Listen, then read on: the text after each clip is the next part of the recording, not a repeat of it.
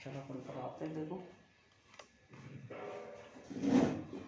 हाँ, good morning सभी को। देखो पहले मैं नए बच्चे हैं उनके लिए थोड़ा सा पीछे बैक साइड में चलता हूँ, थोड़ा सा ना डिटेल से, थोड़ा सा जाके उन बच्चों को जो ये टॉपिक है ये समझ में आए कि सर डायरेक्ट कैसे हो जाता है। तो अपन पहले वो चीजें पढ़ते हैं और फिर अपन यहाँ पे आते हैं, ठीक है। मैं थोड़ा सा पीछे चलता हूँ ताकि एक दो फॉर्मूलों में पीछे चलूंगा ना, तब ये नए बच्चों को समझ में आएगा। देखो बेटा, नए बच्चों की ऐसी बात होती है, शुरू में 2-4 दिन थोड़ी सी दिक्कत आती है। आप खुद ही अनुमान लगा लो, जब आप 11th में गए थे और एकदम साइंस लिया था तो आप खुद को नहीं पता था फिजिक्स केमिस्ट्री क्या थी, बार बार सब्जेक्टों का ही पता नहीं था। थोड़ा सा धैर्य बना के चलना है, थोड़ा सा लग के चलना है। ऐसे नहीं सोचो, देखो आप ये सोचो, कहीं भी बहुत से बच्चे होते हैं ये सोचो कि साहब नहीं आया 2 दिन में 3 दिन में, भाई 5-5 दिन भी लग जाते हैं किसी, क्योंकि एक तो नया टीचर, नया माहौल और सारी चीजें नई होती हैं। तो इन सब चीजों को थोड़ा देखे, ऑनलाइन वाले देने वाले बच्चे हैं वो भी थोड़ा सा समझे आप, प्रयास हो। बाकी ऑनलाइन वाले बच्चों के लिए देखो डाउट डिस्कशन मैंने बता रखा है, लाइव क्लास होती है उसमें मत पूछ लो, आप नहीं पूछते हो तो आप व्हाट्सएप मैसेज कर सकते हो, कॉल्स कर सकते हो, आपने कॉल शाम के टाइम करो आप, ठीक है। बाकी आप सबके लिए सारी चीजें ओपन है, आपको कभी भी कोई भी चीज समझ में नहीं आया पूछ सकते हो, आप कमेंट कर सकते हो आप, ताकि फिर मैं उसका सोल्यूशन, हो सकता है किसी क्वेश्चन आपको नहीं आया आप मेरे को भेजो तो उसका अपन दूसरे दिन क्लास में वीडियो सोल्यूशन करा देंगे आपको। मैं देखो कोई भी टीचर बांधू के अंदर देखो मैंने पूरे जो भी मैं टॉपिक करवा रहा हूँ साथ के साथ न्यूमेरिकल करवा रहा हूँ, एक भी न्यूमेरिकल नहीं छोड़ रहा हूँ मैं। बाकी अपने टेस्ट होंगे, टॉपिक पूरा होता ही टेस्ट होगा आपका, तो मैं पहले ही कह रहा हूँ मेरी क्लास के अंदर टेस्ट है थोड़ी ठीक होंगे, और जो बच्चा टेस्ट रेगुलर देगा, जितने भी टेस्ट होंगे पिछले साल के खूब पड़े अपने पास पेपर, इस साल वो पेपर बनाएंगे। जिस स्टूडेंट ने सारे टेस्ट कवर कर लिए, मैं कहता हूँ वो स्टूडेंट 90+ से नहीं रुकेगा बिल्कुल, बस उसको सीधी सी बात है टेस्ट देना पड़ेगा, सारी चीजों को छोड़ना पड़ेगा, शादी ब्याह फंक्शन सब छोड़ छाड़ के। वो देखो मैं सब, आप देखो 5 तारीख को खूब अच्छे सावे हैं, मैं खुद शादी छोड़ के रात हो गया लेकिन सुबह जल्दी आके मैं तुम्हारी क्लास ले रहा हूँ। क्यों भाई? क्योंकि बोर्ड क्लास के लिए सबसे ज्यादा समय देना है। चाहे लोकल क्लास हो उसको तो अपन कैसे भी कर देते हैं, लेकिन बड़ी बात है कि शादी में अपन दोबारा जाएंगे, लेकिन बोर्ड क्लास का समय दोबारा थोड़ी आ जाएगा, नहीं आ सकता कभी भी जीवन में। तो देखो मैं पीछे चलता हूँ भाई, देखो मैं हल्का सा पीछे चलता हूँ। अभी ना आपको अगर बोले कि कुलाम नियम, सर कुलाम नियम क्या है, देखो ये थोड़ी से पीछे की चीजें ध्यान रखनी पड़ेगी आपको। तो कुलाम नियम का फॉर्मूला डायरेक्ट आप याद रखो, के बराबर होता है sir Q1 Q2 upon sorry F बराबर होता है के Q1 Q2 अपॉन 4πε। अगर आपको कहीं के दिखे तो 1/4πε है, इसका मान होता है के बराबर होता है 1/4πε, ठीक। बात दूसरी आती है कि बिंदु आवेश के कारण विद्युत क्षेत्र की तीव्रता निकलवाए, कहीं भी बिंदु आवेश के कारण विद्युत क्षेत्र की तीव्रता। तो ध्यान रखिए सर, बिंदु क्षेत्र, बिंदु आवेश के कारण विद्युत क्षेत्र, विद्युत क्षेत्र मतलब इलेक्ट्रिक फील्ड, इलेक्ट्रिक फील्ड का मतलब इंग्लिश में ई से दर्शाते हैं, इसको हम लिखते हैं 1/4πε0 और Q/R। इसका बस ये 2 फॉर्मूले आपको अच्छे से याद रखने हैं, ठीक है। बाकी आप सब अगर मोबाइल सुविधा है तो ऑनलाइन क्लास ले लेना पीछे, कि नहीं लो तो अपन दोबारा जब बैकअप में चलेंगे तब मैं दोबारा समझाऊंगा। एक सूत्र ये होता है फ्लक्स, फ्लक्स होता है फाई बराबर E.ds वेक्टर, फाई बराबर होता है E.ds cos थीटा। ये 3 फॉर्मूले याद रखो पीछे के, ताकि आगे की जो चीजें हैं वो आपको समझ में आ जाएंगी, ठीक है। अब देखो यहां से आगे कि सर आपने कल पढ़ाया वो तो समझाओ, जब भी तुमको आगे की चीजें समझ में आएंगी। अक्ष और निरक्ष पे पढ़ेंगे हम, यहाँ तक हमने कल पढ़ लिया, तो मैं इसको एक बार वापस रिपीट कर रहा हूँ, क्योंकि अक्ष और निरक्ष पढ़ोगे तो सबसे पहले आपको ये चीज आनी चाहिए जो मैंने कल ही पढ़ाई है। ताजा ताजा क्लास है, हालांकि किसी टेक्निकल इश्यू की वजह से कल की क्लास अपलोड नहीं हो पाई थी, बाकी आज सारी क्लास अपलोड हो जाएंगी। हो सकता है जो आज की क्लास है वो एक क्लास लंबी क्लास आ जाए, आप कल की और आज की ऐड होकर एक लंबी क्लास दे देंगे आपको, ठीक है। तो देखो भाई इधर सबसे पहले मैं बताता हूँ विद्युत द्विध्रुव क्या होता है। भाई नए बच्चे सुनो भाई, विद्युत द्विध्रुव क्या होता है सुनो भाई, कि एक ऐसा विद्युत द्विध्रुव क्या होता है कि ऐसी चीज या ऐसी व्यवस्था जिसमें हमारे 2 आवेश हैं, परिमाण में तो समान है, प्रकृति में विपरीत है और अल्प दूरी पर रखे हुए हैं। ये हमारे पास कोई विद्युत द्विध्रुव है, इसके पास में एक प्लस चार्ज है एक माइनस चार्ज है, मतलब दोनों आवेश परिमाण में कैसे है, समान, मैग्नीट्यूड में सेम है, लेकिन प्रकृति कैसी है, विपरीत। प्रकृति का मतलब उसकी अवस्था कैसी है, ये धनावेश है ये ऋणावेश है, तो प्रकृति कैसी होगी, विपरीत। अल्प दूरी का मतलब है कुछ दूरी पर रखी हुई है। आप बोल सर 2a लिया आपने, a भी तो ले सकते थे, r भी ले सकते थे, x भी ले सकते थे, बिल्कुल आपकी बात ठीक है, मैं x भी ले सकता हूँ r भी ले सकता हूँ, 2a मैंने इसलिए लिया क्योंकि जब आगे अपन अक्ष और निरक्ष के विद्युत क्षेत्र की तीव्रता निकालेंगे, वहां जब कैलकुलेट करेंगे तो वहां कैलकुलेशन को आसान बनाने के लिए अपन ने ये किया, ये अपन ए भी ले सकते थे। ठीक है, दूसरी बात समझ में आ गया, विद्युत द्विध्रुव किसे कहते हैं? ऐसा विद्युत द्विध्रुव जिसमें अपने पास में परिमाण में आवेश तो क्या हो, समान हो, प्रकृति विपरीत और अल्प दूरी पर उपस्थित हो, क्या कहलाएगा? विद्युत द्विध्रुव कहलाएगा। राइट, अब देखो जैसे एक अपना एग्जांपल देखिए HCl का, H प्लस Cl परिमाण में समान है, प्रकृति देखो माइनस प्लस विपरीत है, कुछ दूरी पर रखी हुई है। आगे बात समझ में? अब देखो भाई द्विध्रुव आघूर्ण, द्विध्रुव आघूर्ण क्या होता है भाई? सुनो कि द्विध्रुव आघूर्ण क्या होता है कि ऐसा विद्युत द्विध्रुव जिसके, देखो ध्यान सुनना भाई, मैं जब बोलूं मेरी बात को एक बार अच्छे से समझ लोगे ना, आपने अगर ध्यान दे लिया 70% चीज आपको यहीं कवर हो जाएंगी, मात्र घर तो 20 मिनट पढ़ना है आपको, 30 मिनट पढ़ना है। देखो कि ऐसा विद्युत द्विध्रुव जिसके एक आवेश का परिमाण, ऐसा विद्युत द्विध्रुव जिसके एक आवेश का परिमाण तथा उन दोनों आवेशों के बीच की दूरी यानी इनका गुणनफल विद्युत द्विध्रुव आघूर्ण कहलाता है। पता ही समझ में कि सर ऐसा विद्युत द्विध्रुव जिसमें हमारे पास में एक आवेश है, उसका परिमाण और दोनों आवेशों के बीच की जो डिस्टेंस है उनका गुणनफल क्या कहलाता है? द्विध्रुव आघूर्ण कहलाता है। और द्विध्रुव आघूर्ण को सर हम P से व्यक्त करते हैं, इसके एग्जाम चित्र वगैरह से। सर माइनस क्यू, एक आवेश का परिमाण ले लिया, ये रहा साहब, इसके बाद में दोनों आवेशों के बीच की दूरी कितनी है? 2a। केंद्र बिंदु यहाँ कितना है अपना O से इसको डिवाइडेड करें, ये आधी a होगी, ये आधी a होगी। विद्युत द्विध्रुव आघूर्ण कल मैंने पढ़ा दिया, एक सदिश राशि होती है। ठीक है, सदिश राशि होती है विद्युत द्विध्रुव राशि। इसके बाद में हमारे पास में द्विध्रुव आघूर्ण की जो दिशा है वो माइनस से प्लस की ओर होती है, जबकि electric field of direction positive to negative होती है। विद्युत क्षेत्र की दिशा धनावेश से ऋणावेश की ओर होती है, लेकिन हमारे द्विध्रुव आघूर्ण दिशा माइनस से प्लस की होती है। दूसरा मात्रक देख सकते हो आप, मात्रक देखो इसका, आवेश का मात्रक क्या है? देखो मैं प्रत्येक टॉपिक में मात्रक और विमान निकालना सिखाऊंगा आपको, और मैं हर टॉपिक में निकाल रहा हूँ। आवेश की मात्रक क्या होता है? कूलम्ब। ये क्या आपके पास दूरी, दो का तो कोई महत्व ही नहीं है, दूरी का मात्रक क्या होता है? मीटर। तो क्या हो गया? कूलम्ब गुणा एक अन्य मात्रक और होता है जो मैंने कल नहीं लिखा है, वो आज लिखो भाई, कल अपन यहाँ तक की थी क्लास। एक अन्य मात्रक होता है इसका डी वाई, कई बार पूछा गया है। एक अन्य मात्रक क्या होता है भाई? D Y. बात आ गई समझ में? ये सब मैंने आपको पढ़ा दिया था। आप जो कल वाले स्टूडेंट हो, जो नहीं आए थे, जो नए आए हो, तो एक बार ये टॉपिक को आप ये उतार लो, थ्योरी कर लिख लेना, इसको उतार लो आप।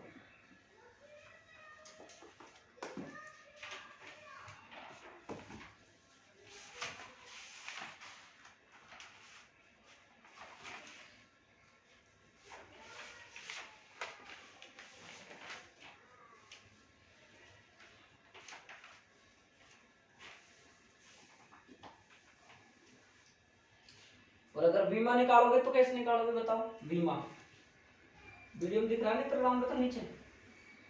हाँ देखो बीमा, देखो आवेश की बीमा क्या होगी? सर हमें तो नहीं पता। देखो भाई आई बराबर क्या होता है? क्यू बटे टी, होता है नहीं होता है? अब इसको इधर गुणा करोगे तो आई टी बराबर क्या हो गया? क्यू। धारा का बीमा क्या होगी? एम्पियर। मात्रक टी का क्या होता है? टी, इसकी क्या होगी? A T. मास तो हमारे पास 0 है, ए हमारे पास 1 है, टी हमारे पास 1 है, एल हमारे पास 1। ठीक है भाई?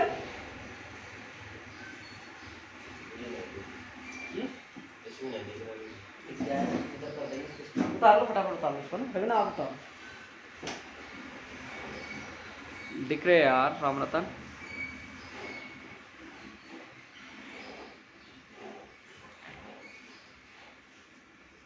एक दो दिन मुश्किल हो सकती है, देखो किसी भी चीज में, नई नई चीजों में। राम रतन तेरी क्लास के पढ़े पड़े हैं यार, किसके हैं ये पता नहीं तुझे चाहिए क्या? तुम कल भी नहीं डरा, झूठ बोल गया मेरे से। आज बात कर लो, अभी डाल दी। अच्छा बात करूं? बात करवाने में तो गलत लफड़ा होता है। क्यों, क्या कह रहे थे? ऐसे कह रहे थे बात करा,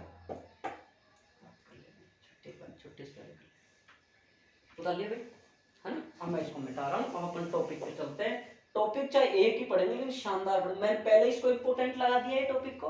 अब की बार बोर्ड एग्जाम में यहाँ से क्वेश्चन क्या है बड़ा क्वेश्चन इस लेसन से बिल्कुल नहीं आया है। हर साल ये रूल होता था बोर्ड एग्जाम का कि ये लेसन से गाउस के अनुप्रयोग में से या अक्ष और निरक्ष में से एक क्वेश्चन डेफिनेट आता था, लेकिन इस साल बोर्ड ने पैटर्न बदल दिया है। बोर्ड ने एक एक नंबर के 3-4 क्वेश्चन पूछे इसमें से बस। लेकिन अब की बार 100% आपका द्विध्रुव आगम में से क्वेश्चन या गाउस के अनुप्रयोग में से क्वेश्चन आएगा आपके पास। ठीक है, मैं जिसको इंपोर्टेंट लगाऊं लगा जरूर लेना, पूरा टॉपिक इंपोर्टेंट चलेगा आपका ये। देखो एक छोटी सी हेडिंग डालो, आदर्श द्विध्रुव। आदर्श द्विध्रुव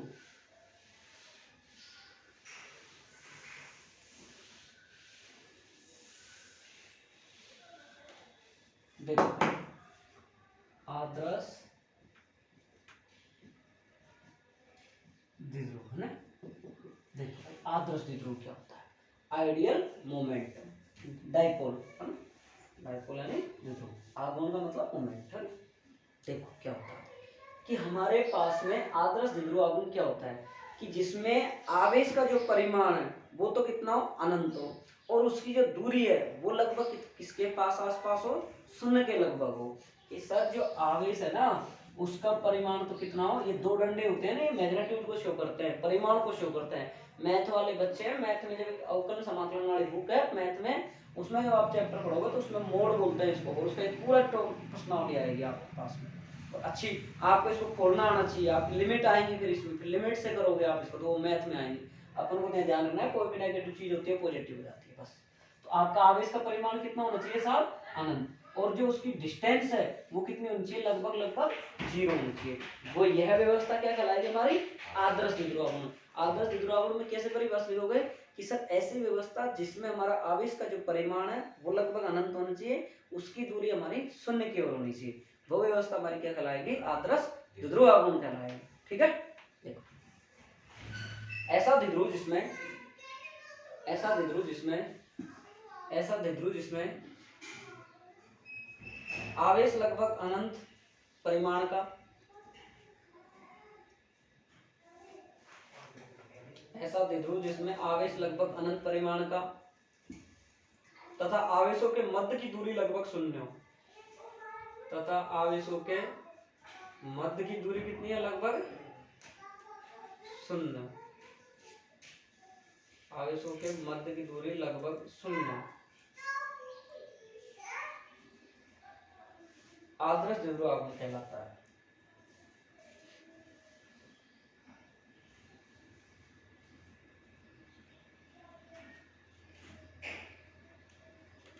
हो गया। अब देखो एक क्वेश्चन लिखो, एक न्यूमेरिकल जो आ जाता है अक्सर इस टॉपिक से। इस टॉपिक जो द्विध्रुव, देखो वैद्युत द्विध्रुव, द्विध्रुव आगमन, ये दो छोटे छोटे परिभाषा है। इसका इनमें से क्या क्वेश्चन आ सकता है, या तो अपने से पूछेगा डेफिनेशन या पूछेगा मात्रा, ये ध्यान रखना, मात्रक या विमा या डेफिनेशन, या फिर एक छोटा क्वेश्चन जो मैं करवा रहा हूँ वैसा का वैसा क्वेश्चन आएगा, क्या आएगा। ठीक है, लिखो HCl अणु में H+ तथा Cl- आयन के मध्य की दूरी, HCl अणु में H+ तथा Cl- आयन के मध्य की दूरी 1.28 एंगस्ट्रॉम है, 1.28 एंगस्ट्रॉम है। अणु के द्विध्रुव आगमन की गणना करो, अणु के द्विध्रुव आगमन की गणना करो। अब देखो ये क्वेश्चन कराने के पीछे इसके कराने के पीछे रीजन है वो क्या है, सुनो भाई। सर सबसे पहले कोई भी क्वेश्चन आ जाए, हमसे आए चाहे नहीं आए, हमको एक छोटी सी जो प्रोसेस है वो आपने बता रखी है, वो तो हमको करना ही करना है बोर्ड एग्जाम, चाहे क्वेश्चन नहीं आए हमको। क्या बता रखी है कि सर सबसे पहले आपने बताया गिवन डाटा लिखो। गिवन डाटा का मतलब क्या लिखो, आप दिया है क्वेश्चन में क्या क्या दिया आपको। तो क्वेश्चन क्या दिया है, HCl अणु में H+ तथा Cl- आयन के अणुओं के मध्य की दूरी कितनी है आपके पास, 1.28 एंगस्ट्रॉम। तो मतलब आपके पास में 2a कितनी तरह के 1.28। मोस्टली बच्चे क्या करते हैं, दूरी को ऐसे लिखे, बल्कि ध्यान रखना भाई इस बात का मैं बार बार कह रहा हूं कि इसमें जब आपको ये दूरी दे तो आपको 2a साथ में लिख के बराबर 1.28 करना। और अगर आपका ये एग्जांपल होगा, मैंने तो एक्स्ट्रा लिया है इसको, अगर आपकी बुक में होगा तो मैं एक बार बुक का क्वेश्चन देख लेता हूँ, इसमें बुक का होगा तो आपको, अगर कोई और क्वेश्चन होगा तो और क्वेश्चन कुछ भी नहीं है, ये का यही करवा देते, तुम्हारी बुक का नहीं है, मैं एक्स्ट्रा ही करवा रहा हूँ। अब देखो सर दूरी, हम देखो फिर कह रहा हूँ ये चीज का ध्यान रखना कि सर आप डायरेक्ट ऐसे लिखेंगे, हम ज्यादातर 99% गलती करते हैं कि सर हम इसको ऐसे लिखते हैं ना, ये हमारी गलती होती है। सबसे क्वेश्चन इजी है, उसको देने के पीछे का रीजन यही है, मोस्टली बच्चे यही गलत कर जाते हैं। तो ये ध्यान रखना है कि ये पूरी दूरी दे रखी है, ठीक है। अब बात क्या है सर, सब क्यू भी दे रखा है, क्यों HCl H प्लस तथा Cl माइनस आयन मतलब हमको आवेश, तो क्यों क्यों मतलब इलेक्ट्रॉन कितना होता है 1.6 गुना 10 की पावर माइनस 19 कूलम होता है, याद रखे, रिमेंबर रखे ऑलवेज इसको। अब सर क्या ज्ञात करना है, द्विध्रुव आघूर्ण पूछा है, तो मतलब ये, अब ये तो सारी चीजें मैंने क्वेश्चन की लिखी, मैंने मेरी तरफ से कुछ भी नहीं लिखा। तो P बराबर क्या होता है सर, सूत्र आपने बताया था Q गुना 2, ये सूत्र होता है। तो सर डायरेक्ट रखेंगे 1.6 गुना 10 की पावर माइनस 19 और 1.28, एंगस्ट्रॉन थोड़ी लिखा है मैंने, 1.28 एंगस्ट्रॉन नहीं है, एंगस्ट्रॉन है।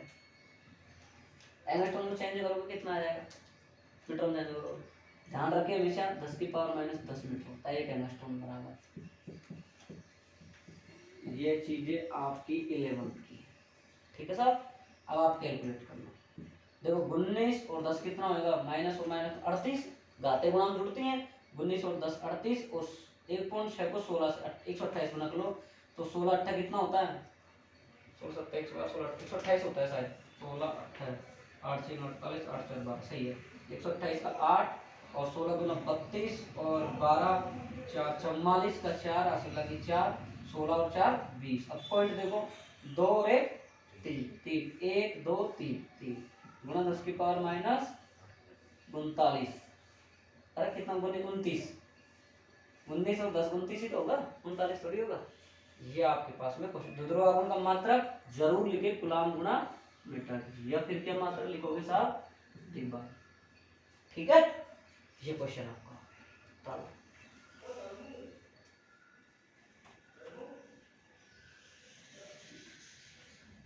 देखो मेरे इस क्वेश्चन कराने के पीछे रीजन समझ में आ गया भाई, मेरा पीछे में ये था रीजन, कर लो इसको बराबर में,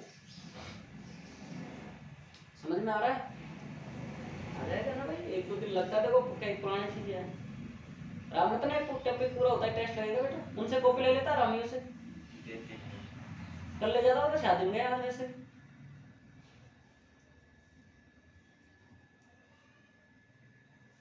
तो मेरे से ले जाना, ठीक है, तो काम करो, पीछे का नहीं जाना चाहिए। तुम देखो स्कूल वाले बच्चों को बहुत फायदा है, जो स्कूल में मैं पढ़ा रहा हूँ, यहाँ पढ़ा रहा हूँ, यहाँ से फर्स्ट बुक चला रखी है, स्कूल में सेकंड चल रही है अपनी। आप कितना जल्दी कोर्स कर लोगे ये सोचो। आप मान लो आपका रक्षाबंधन, आप तो रक्षाबंधन में फिजिक्स हो जाएगी आपकी, क्यों हो जाएगी, उधर सेकंड पढ़ लोगे इधर फर्स्ट पढ़ लोगे, फिर रक्षाबंधन बाद सेकंड यहाँ पढ़ोगे तो मतलब रिविजन हो जाएगा आपका।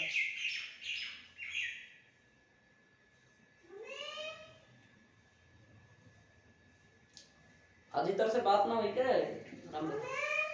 आएंगे वो भी आएंगे, अभी तो गाँव में सो रहा है, थोड़ा सा नींदों में हो, बात करें। नंबर है क्या उनका जीत के तेरे पास राम रतन, देखो भाई आगे देखो, अब हेडिंग लगाओ आप, द्विध्रुव के कारण, द्विध्रुव के कारण, द्विध्रुव के कारण, द्विध्रुव के कारण अक्षीय रेखा,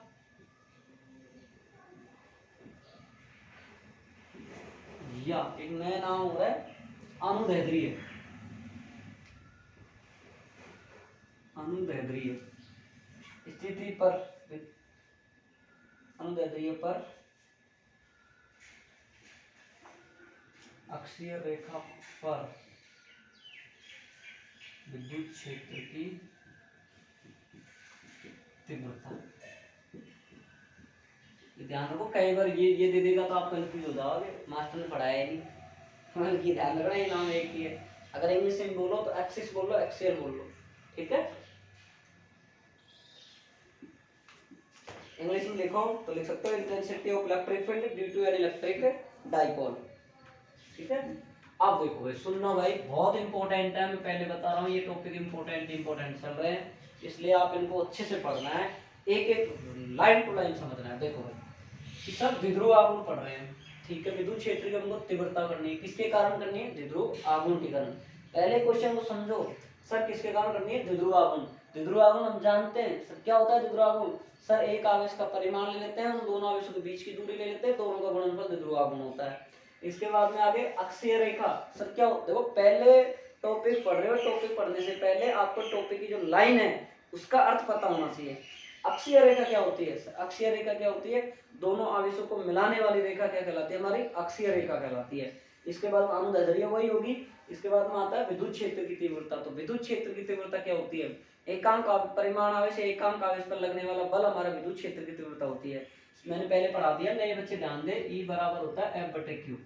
एकांक आवेश पर लगने वाला बल क्या कहलाता है? विद्युत क्षेत्र की तीव्रता कहलाती है। ठीक है, मैंने पूरी हेडिंग को समझा दिया आपको। कोई भी एक पॉइंट ऐसा नहीं रहा जो नहीं समझ में आया, पूरा समझ में आ गया। अब देखो आप -Q, ठीक है भाई, यहाँ से अपन ले लेते हैं +Q, ठीक है भाई, और ये हमारा क्या हो गया? Centre point. इसको चला लेना, इसको मच्छर वाले, देखिए गेट खुला है तो सुबह टाइम आते हैं, चला दे रहा हूँ बटन। अब देखो अपने द्विध्रुवागुण में यही डायग्राम पढ़ा है नहीं पढ़ा? ये बताओ मुझे। यही पढ़ा है, यही पढ़ा है। अब देखो आप कि सर माना कोई हमारे पास में द्विध्रुव AB उपस्थित है, जिसके A बिंदु पर तो -Q आवेश, थ्योरी ऐसे लिखना है जैसे मैं बोल रहा हूँ। माना एक द्विध्रुव AB स्थित है, जिसके बिंदु A पर तो -Q उपस्थित है तथा +Q आवेश पर बिंदु B पर +Q आवेश उपस्थित है। इसके केंद्र बिंदु O से, ध्यान से सुनना भाई, इसके केंद्र बिंदु O से, ये लो साहब केंद्र बिंदु R दूरी पर कोई P बिंदु स्थित है। केंद्र बिंदु O से R दूरी पर कोई P बिंदु स्थित है, जहां पर हमको विद्युत क्षेत्र की तीव्रता ज्ञात करनी। समझ में आ गई? आई बात समझ में कि हमारे पास में एक द्विध्रुव है, उस द्विध्रुव पर हमारे A बिंदु पर एक -Q आवेश उपस्थित है, B बिंदु पर +Q आवेश उपस्थित है। इसके केंद्र बिंदु O से R दूरी पर कोई P बिंदु उपस्थित है, जहां पर हमको विद्युत क्षेत्र की तीव्रता ज्ञात करनी है। वेयर जहां पर हमको electric field intensity find out करनी है। बताइए समझ। इसको हम थोड़ा सा आगे बढ़ा देते हैं बिंदु तक, P बिंदु से, हाँ ये, और हमको यहाँ क्या ज्ञात करनी है भाई? विद्युत क्षेत्र की तीव्रता। ठीक, आगे बात समझ में। अब देखो भाई, ये देखो यहाँ से देखो भाई बात, यहाँ से और यहाँ तक की दूरी तो कितनी है? देखो यहाँ से और यहाँ तक की दूरी कितनी है? A। यहाँ से यहाँ तक की दूरी कितनी है भाई? यही है नहीं? अब देखो आप यहाँ से और यहाँ तक की दूरी कितनी हो जाएगी? मुझे तो ये बताओ, यहाँ से और यहाँ तक, मैं तो बच्चे बताओ। देखो सर यहाँ से है ना, और यहाँ तक की तो कितनी है? R।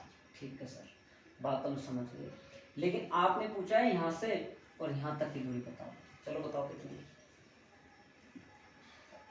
बताओ बताओ, लगाओ दिमाग, लगाओ।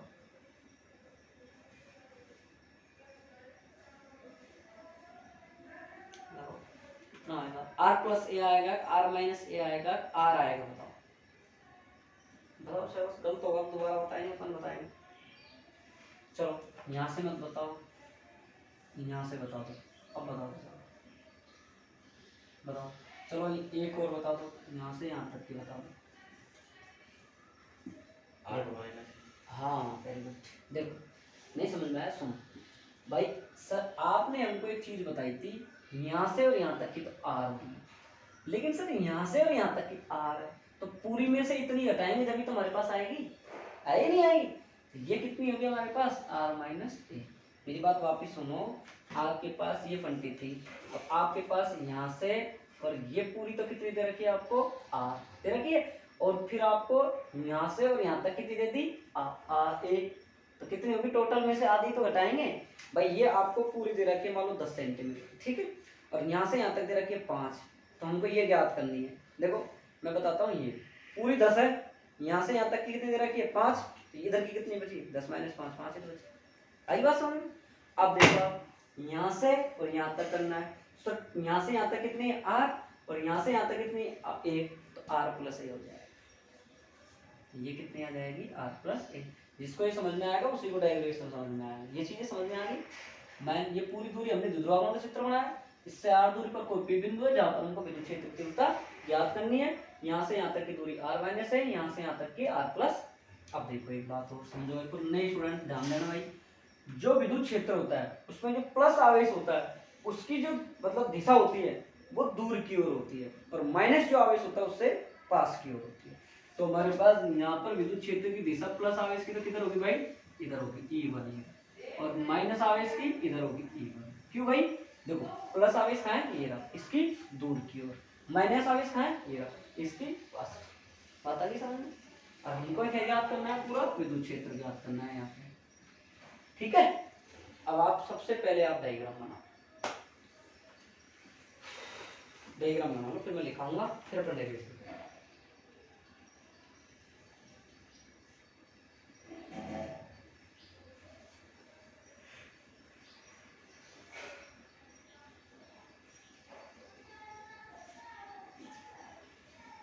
आराम से बनाओ फटाफट। तो समझ में आ रहा भाई रवीना, आ जाएगा भाई। देखो ऐसा फील मत करना भाई लोग, कोई भी लड़का और लड़की हो कि हम अकेले पढ़ रहे हैं, एक पढ़ रही है, हम तो एक है, लड़कियां नहीं आई, लड़के सोचेंगे वो लड़के नहीं आए मैं एक हूँ। देखो पढ़ना तो पड़ेगा आपको, चाहे आप यहाँ हो चाहे भादों दिन बाहर जाओ, आप जाना तो पड़ेगा।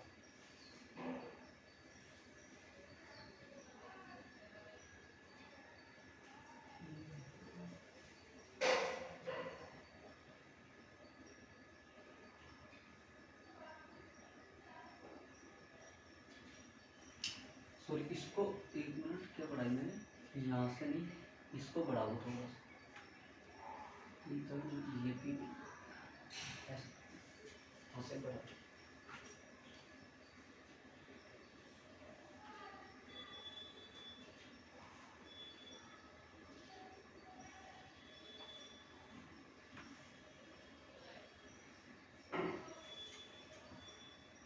मैं नीचे वाला बढ़ा देता, मैं ऊपर लाइन में।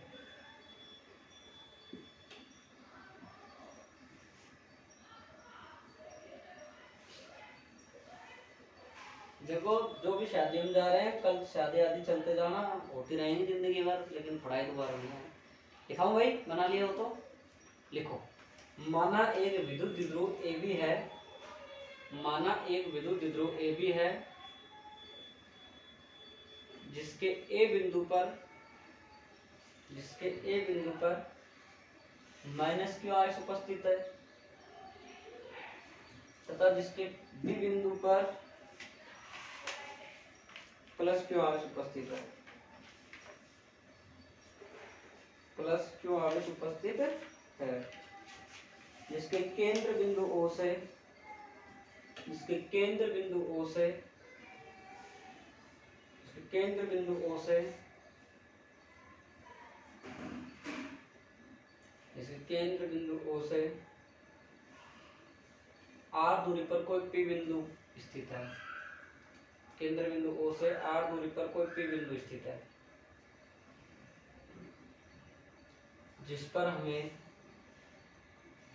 विद्युत क्षेत्र की तीव्रता ज्ञात करनी है,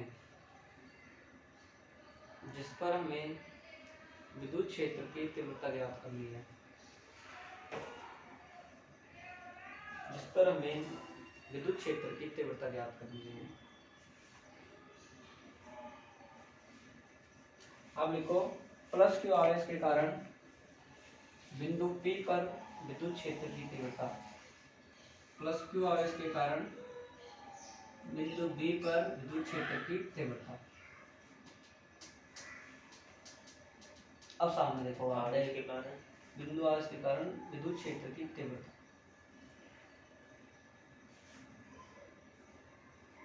ऐसे लिखोगे प्लस क्यू आवेश के कारण बिंदु P पर विद्युत क्षेत्र की तीव्रता, ठीक है, बिंदु P पर विद्युत क्षेत्र की तीव्रता। देखो भाई, मैंने अभी भी थोड़ी देर पहले रिमेम्बर करवाया आपको कि बिंदु आवेश के कारण जो विद्युत क्षेत्र की तीव्रता थी, सब जो उसका सूत्र आपने हमको बताया था वो ये बताया था 1/4πε और Q/R, ये सूत्र होता है। सब पहले पढ़ा दिया मैंने, डेरिवेशन करवाया, पूरा प्रूफ करवाया मैंने, आते ही फॉर्मूला बताया था ना आते, ताकि आप लोगों को फिर ये चीजें याद रहें।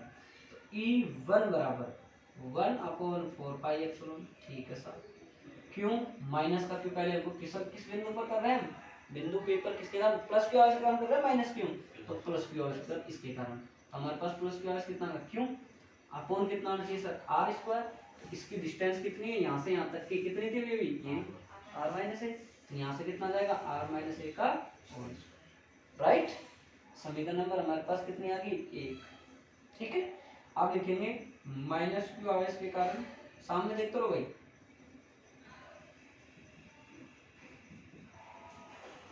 बिंदु P पर विद्युत क्षेत्र की ठीक है अब देखो E2 बराबर 1/4 जिस बच्चे को नए बच्चे हैं उनको डायरेक्ट ये सूत्र नहीं पता तो आप इसको याद रख सकते हो ताकि पीछे क्लास भी आप देख सकते हो। मैं आज डिस्क्रिप्शन में इस टॉपिक की जो लिंक है वो डाल दूंगा देखो ठीक है। विद्युत क्षेत्र की तो देखो भाई अब आप बहुत से बच्चे सोचेंगे यार यहाँ तो माइनस है माइनस होना चाहिए भाई नहीं क्यों नहीं आएगा भाई और अगर आप लेना चाहो तो ले सकते हो कैसे भाई सर प्लस क्यू आवेश के कारण की दिशा तो किधर हमारे इधर माइनस क्यू आवेश के कारण दिशा किधर है इधर तो एक दूसरे के दोनों कैसी हैं विपरीत है कि नहीं है अरे है कि नहीं है तो इसको हमको क्या लेना है क्यू अपोन कितना लेना है बताओ दूरी बताओ दिशा आवेश की मात्रक दूरी बिंदु P तक आर प्लस ए तो आर प्लस ए का होल स्क्वायर समीकरण नंबर 2 और हम जानते हैं सर क्यू माइनस क्यू और बराबर क्यों विध्रुवागम में पढ़ा है हमने विद्युत विध्रुव में दोनों आवेशों का परिमाण होता है वो समान होता है एक आवेश का हम क्या लेते हैं परिमाण ले लेंगे तो माइनस वाला क्या हो जाएगा प्लस में और उसकी जो दूरी होती है उसके गुणनफल तो विध्रुवागम कहलाया था ना अभी थोड़ी देर पहले पढ़ा है। अब मैं डायग्राम को मिटा दूं अब कोई आवश्यकता नहीं है डायग्राम समझ में आ गया ये दोनों कैसे लिखे मैंने समझ में आ गया आप दोनों को देखो भैया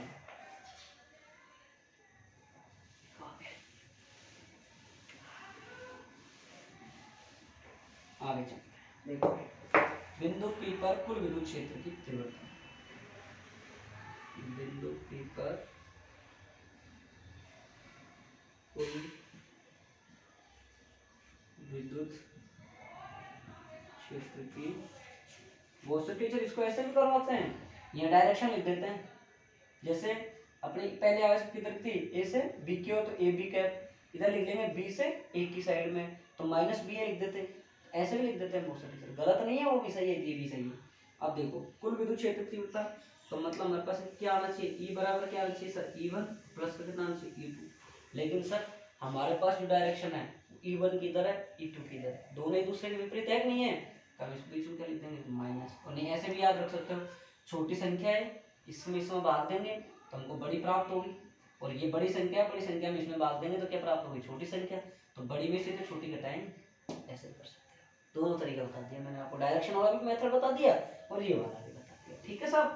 तो समीकरण नंबर 3 समीकरण नंबर 1 समीकरण नंबर 2 आप डायरेक्ट ऐसे नहीं लिखोगे ये आप लिखोगे समीकरण 1 व 2 को 3 में रखने पर मैं डायरेक्ट कर रहा हूँ आप लिखोगे समीकरण 1 व 2 को 3 में रखने पर तो देखो भाई ई बराबर रामतन दिख रहा है ना वीडियो में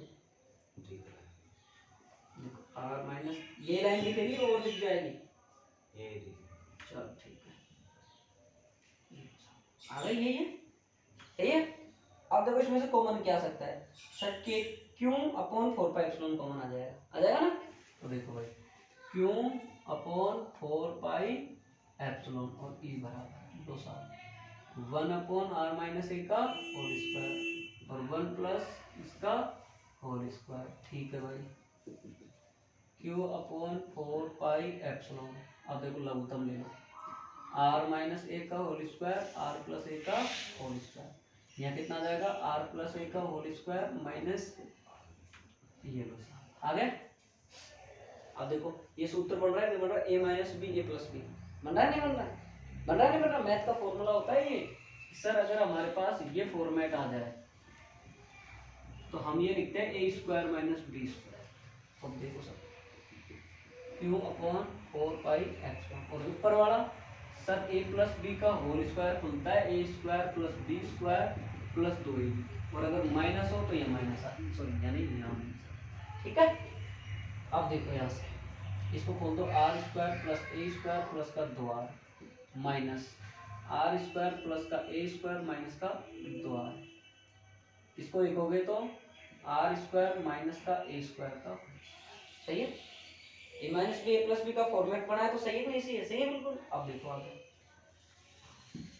देखो भाई चलो मैं इसको एक स्टेप और खोल दूंगा। क्यू बटा 4 pi epsilon r square plus a square plus का 2 r minus r square plus का 2 आर बटा आर स्क्वायर ए स्क्वायर का होल। देखो आर से आर, ए से 2 2 4, कितना बचेगा हमारे पास, क्यू बटे 4 पाई एप्सिलॉन 2 आर ए और बटा r square minus a square का होल, सही है। आगे देखो भैया, अब आगे देखो अपने पास क्या आ गया,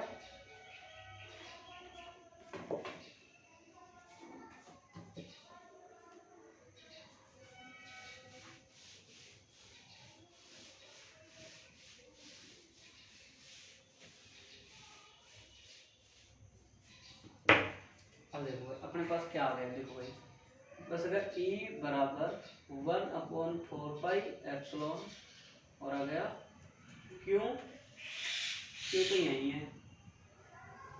देखो मैं इसको थोड़ा शॉर्ट में लिख रहा हूँ, ध्यान से देखना मैं कैसे लिख रहा है।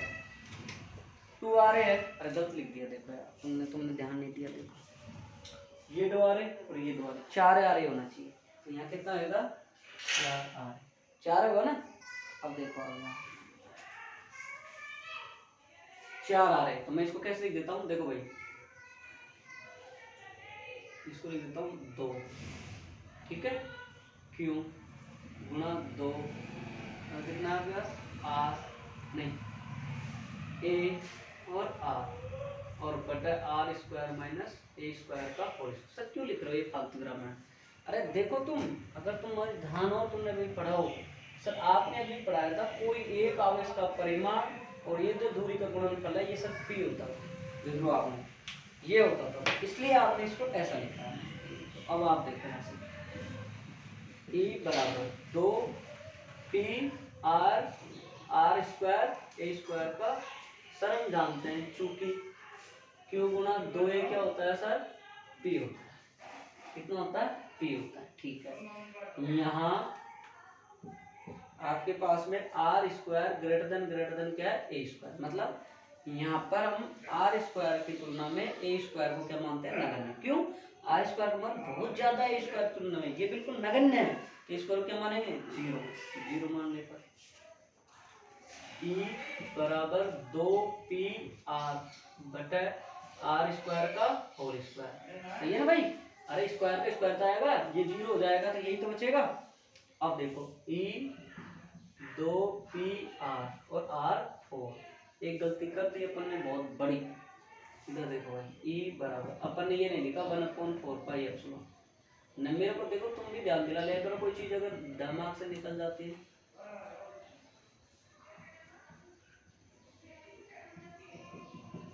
आगे बात समझ में, एक आर से एक आर, तो क्या बच गया E बराबर 1/4 pi epsilon 2p upon are, ये पूछा गया था अब की बार एग्जाम में 2023 में, डायरेक्ट ये सूत्र पूछा। और इसका सदिश रूप कैसे लिखोगे, डायरेक्ट कई बार आ जाता है, अक्षय रूप का सदिश रूप लिखो, तो सदिश रूप E vector 4 pi epsilon 2p का क्यूब और ये लो ये सदिश को E के ऊपर वेक्टर लगा दिया, जैसे P के ऊपर, P क्या है विद्युद्वाहन, विद्युद्वाहन कैसी राशि है सदिश राशि, और विद्युत क्षेत्र की तीव्रता कैसी राशि है हमारे पास सदिश राशि है, तो ये इसको और कैसे लिख सकते हैं शॉर्ट में E बराबर 2 kp अपॉन आर, सर कैसे लिखा आपने, सर के यानी होता है 1/4 पाई एप्सिलॉन, बोलो भाई बात समझ में आई है। हाँ मेरे ना समझ में आ गई, और कोई दिक्कत, एक बार दोबारा बताओ यहाँ से, हाँ चलो मैं दोबारा बताता हूँ इधर से, है ना, देखो एक बार दोबारा देखना यहाँ से, ये समझ में आ गई, ये यहाँ से यहाँ तक, हाँ ठीक है।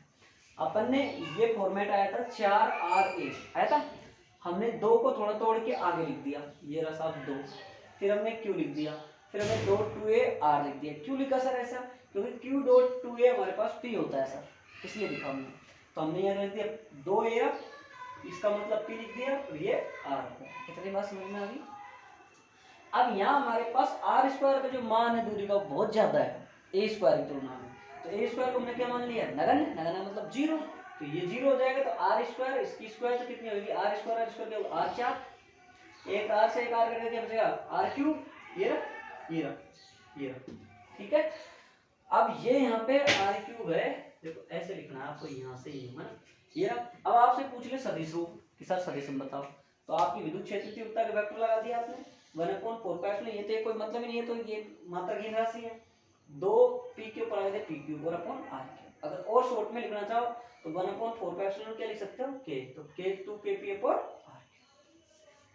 ये बोर्ड में आया था 2023 में, सूत्र पूछा था। बस मेरी तरफ से आपको पूरा प्रयास किया गया है समझाने का। फिर भी अगर कोई दिक्कत आए तो आप मेरे से दोबारा पूछ सकते हैं। इससे आसान कोई समझा नहीं सकता। और देखो मैं फिर कह रहा हूँ, आप एक बार पढ़ के देखो, डेमो लेकर अपने कोचिंग और अपनी जो चीज है वो दुनिया से जो पढ़ा रहे हैं वो सबसे डिफरेंट है। मैं भले ही टाइम लग जाओ लेकिन आराम आराम से पढ़ाएं। हाँ फिर भी 11th में मेरी स्पीड रहती है। हाँ मेरा पकड़ में आई नहीं आई 11th की स्पीड, ये तो बता कौन आई?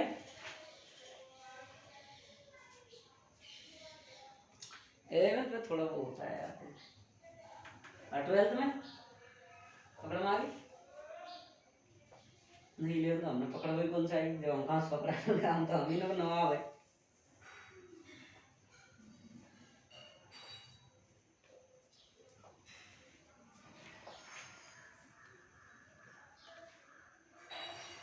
दो क्लास अपलोड कर देंगे ना, एक तो बहुत बड़ी हो जाएगी। 41 मिनट की ये हो गई। राइटिंग सही कर। ब्लैक पेन, रेड पेन है, रेड पेन रखा करते हैं जो रेड पेन, ब्लैक, रेड और ब्लू, 3 पेन रखा करो नोट्स बनाने के, जिससे राइटिंग जितनी बेस्ट नोट्स बनेंगे ना उतना बेस्ट आपको समझ में आएगा। जितना बेस्ट आप लिखोगे नोट्स बनाओगे अच्छे अच्छे, उतना ही बेस्ट आपको रिमेम्बर करने की आदत रहेगी, ये पक्की मान लेना।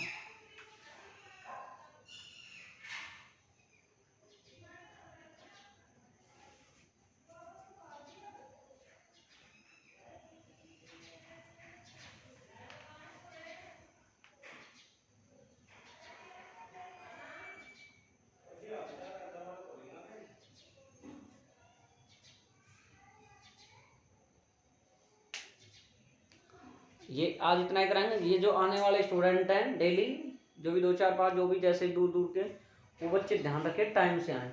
राम रतन 6 बजे घर से चल दिया कर, 10 मिनट जल्दी आ जाए। यहाँ पे तेरे कोई खीर नहीं बनाएंगे, खाटा नहीं बना देंगे, लेकिन टाइम से सब बिल्कुल एक्यूरेट टाइम ध्यान रखना। लेट आओगे ना फोड़ूंगा, ध्यान रखना। बिल्कुल फिक्स 6:25 पे आ जाओ। 25 का मतलब मैं टाइम दे दूँ तो आप 25 पे पहुँच जाओ।